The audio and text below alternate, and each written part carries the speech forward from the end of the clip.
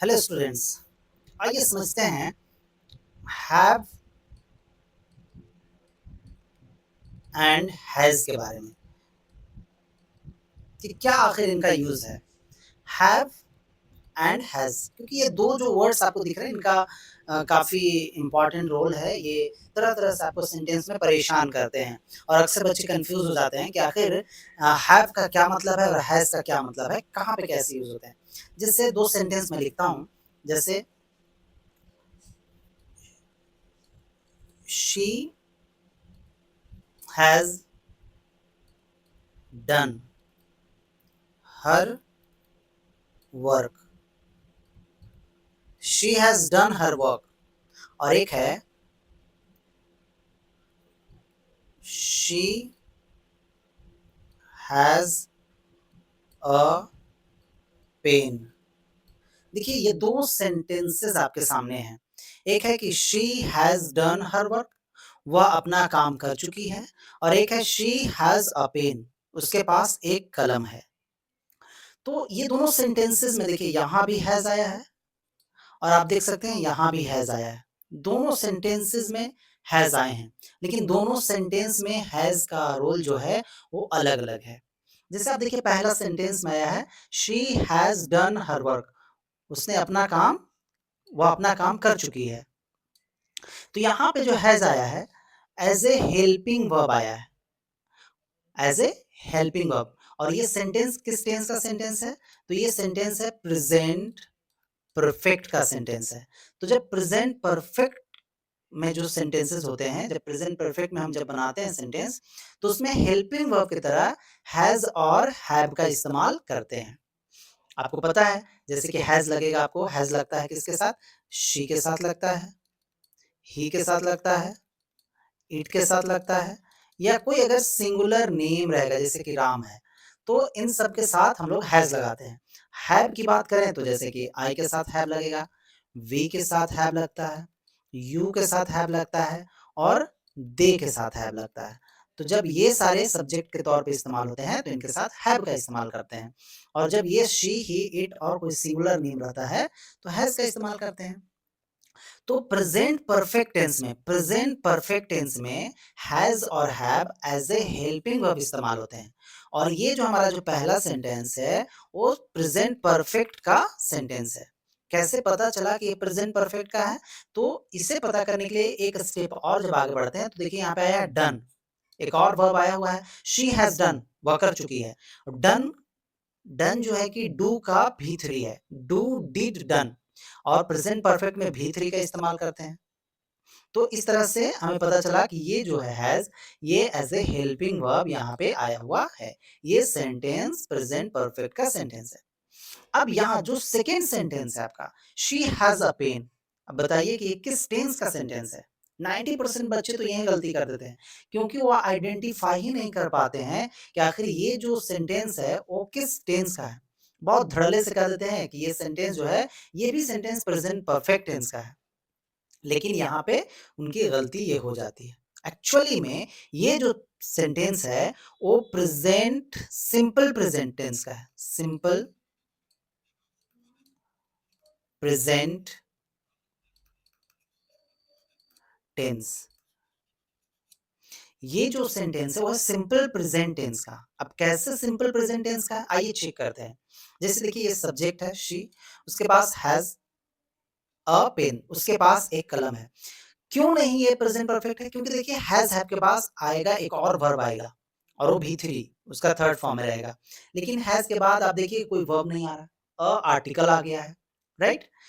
तो ये जो हैज़ है ये मेन वर्ब की तरह खुद काम कर रहा है, right? She has a pen, उसके पास एक कलम है। तो ये मेन वर्ब की तरह काम कर रहा है। इसके बाद फिर भी3 नहीं आ रहा है, कोई और वर्ब नहीं आया हुआ है। तो इसलिए कहेंगे कि ये सिंपल प्रेजेंट टेंस में है। यानी कि ये जो हैज़ यहाँ पे आया है एज़ ए मेन वर्ब इस्तेमाल हो रहा है, राइट? तो यहाँ तक आपको क्लैरिटी मिली होगी। अब जैसे हैव का इस्तेमाल कर लेते हैं। जैसे आई हैव गॉन देयर, मैं वहाँ जा चुका हूँ। I have gone there. तो यहाँ देखिए हैव आया है और इसके बाद एक और वर्ब आया है जो V3 फॉर्म में है। तो पता चल गया कि ये एज ए हेल्पिंग वर्ब इस्तेमाल हो रहा है और ये एज ए मेन वर्ब। ये सेंटेंस किस टेंस का है? तो प्रेजेंट परफेक्ट का, प्रेजेंट परफेक्ट टेंस का ये सेंटेंस है तीसरा। अगर चौथा एक देखते हैं तो कहेंगे कि आई हैव अ कार, मेरे पास एक कार है।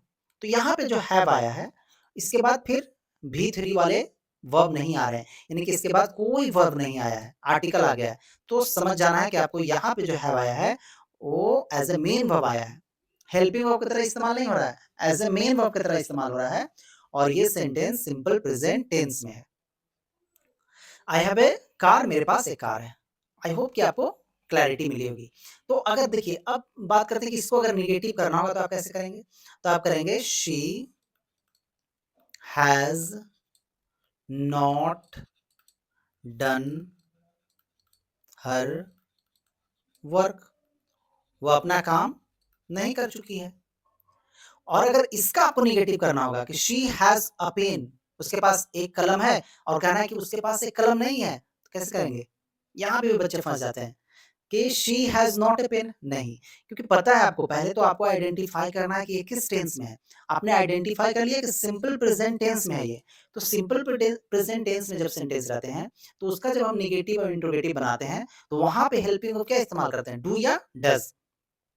तो शी है इसलिए यहाँ पे इस्तेमाल करेंगे does. She does not have a pen. अब देखिए यहाँ पे और ट्रिकी होते जा रहा है आपका, यहाँ पे और मसला ये फंसते जा रहा है कि अब देखिए शी डज नॉट, अब मैंने यूज कर लिया हैव अ पेन, था यहाँ पे हैज, लेकिन जब निगेटिव बनाते हैं, इंट्रोगेटिव बनाते हैं तो हैज चेंज हो जाता है हैव में। इसीलिए ये सेंटेंस हो गया she does not have a pen, उसके पास एक कलम नहीं है, राइट। अब इस तरह से इस सेंटेंस जो तीसरा सेंटेंस है इसका अगर आप निगेटिव बनाएंगे तो कैसे बनाएंगे?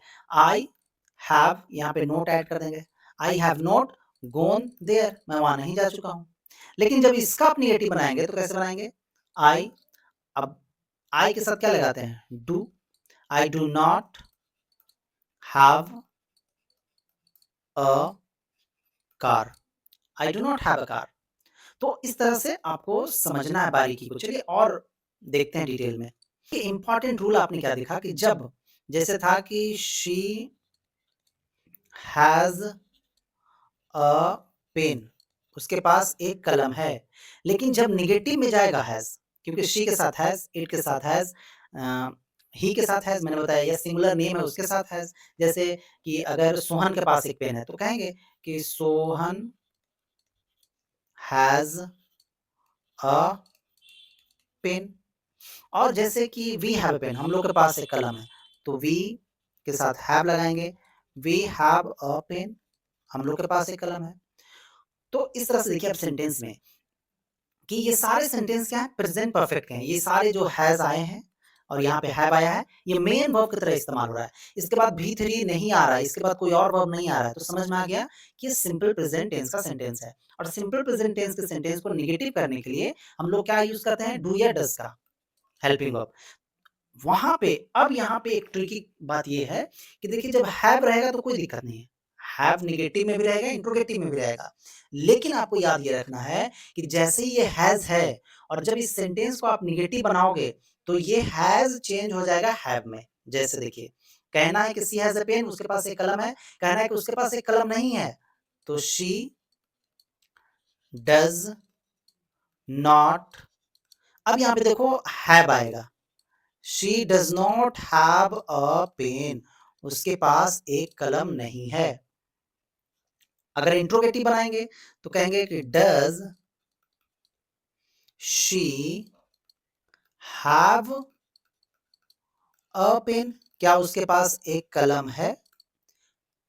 तो क्या याद आपको रखना है कि ये जो हैज है ना, ये सिर्फ अफर्मेटिव सेंटेंस में यूज होता है, ही शी इट और कोई एक नाम के साथ। जैसे ही ये हैज निगेटिव में जाता है, इंट्रोगेटिव में जाता है, तो ये हैव में बदल जाता है, हैव में।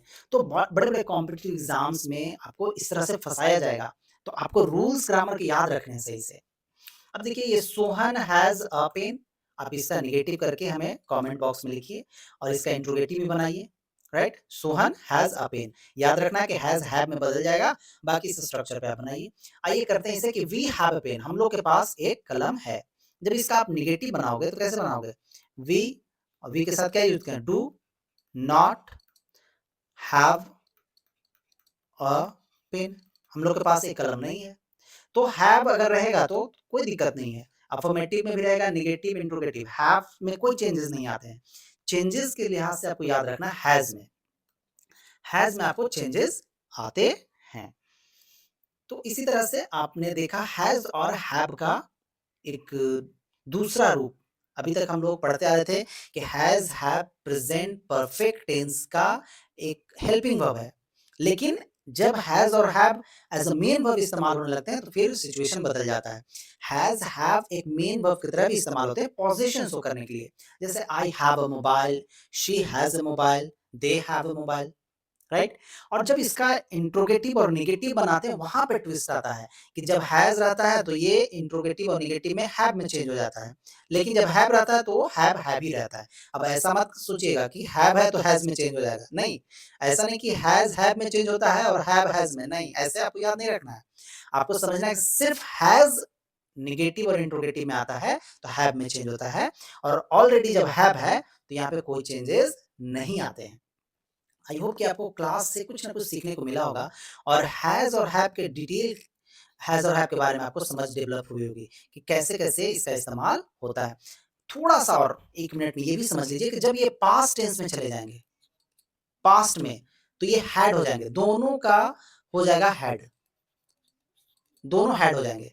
कैसे देखिए, जैसे मेरे पास एक गाड़ी था, मेरे पास एक कार था अगर कहना है, तो कहेंगे कि आई हैड अ कार, मेरे पास एक कार था। अगर इसको नेगेटिव करना है तो कैसे करेंगे?